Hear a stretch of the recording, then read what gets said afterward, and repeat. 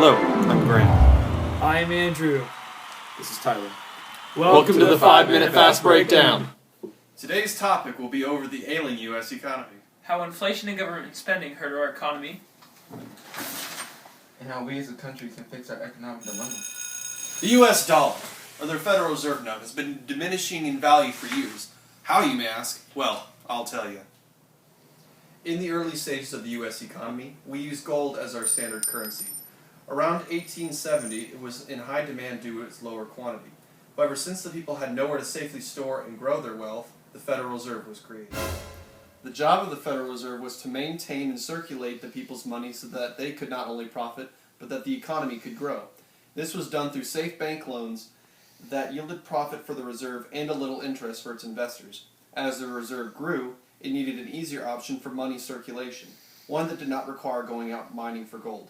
This eventually led to the Federal Reserve notes, or greenbacks, being the official currency of the U.S.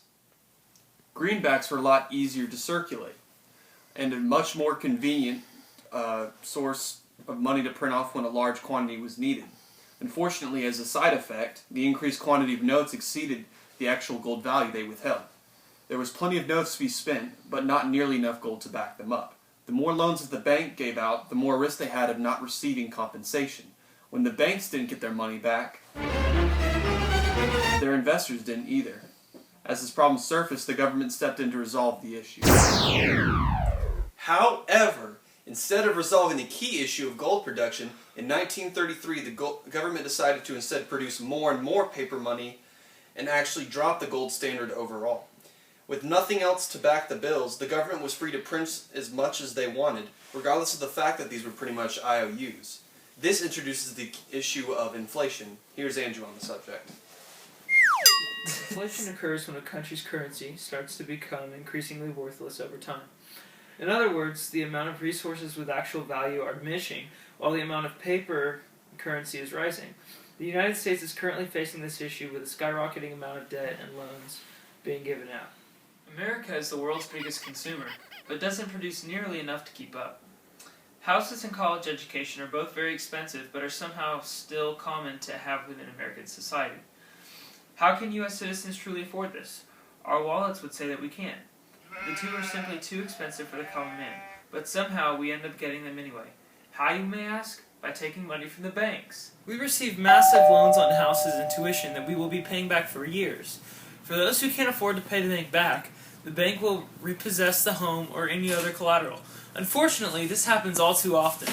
With lack of revenue coming in, banks will be forced to close. In response, the government has to come in and bail them out. This has recently become a destructive cycle. The banks bail out the people, while the government bails out the banks. In the end, everyone will end up suffering. One day the U.S. will have to face the music and pay off their debt. And the longer we wait, the worse. Here's Tyler on how we can fix his problem. Thanks, Andrew. The government always has their people in mind, especially the big banks and corporations that keep the economy afloat. However, currently the government is dealing with our women economy by simply making the injury bigger. They think the best way to make money is to spend money. Pretty much true in theory, but savings is the best way to go. Although taking risks to big profits, stupid risks will lead to an economy's downfall. The road to recovery in the U.S. will be a long and painful one. Since we have been putting out the problem for so long, the reconstruction will become harder over time. The worst thing we can do right now is to continue to spend without restraint. We need to be able to produce more than we consume in order to shift the economy back into equilibrium. The more we wait, the bigger the grave we dig ourselves fundamentals and save our resources in case of emergencies or natural disasters. Like a wrecking ball. Saving also increases money circulation and growth. The cycle must shift from produce, spend, repeat to produce, save, repeat. I'm not saying that we shouldn't spend any money, but we should be more frugal until prices drop so everyone can go out and spend. You can never go wrong by taking risks through savings. To make a long story short, the future generation will have to slow consumption down dramatically. While increasing production and savings tenfold, it may be difficult, but biting the bullet is our best option. In response to this ultimatum, you may ask yourself these questions.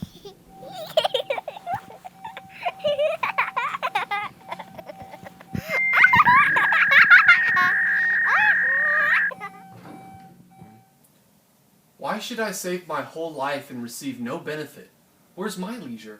What if my kids spend all the money I save and restart the cycle? What if I don't want kids? In the end, there's always doubt and risk involved, but you can always count on one thing. You gotta risk it. For the biscuit! Oh!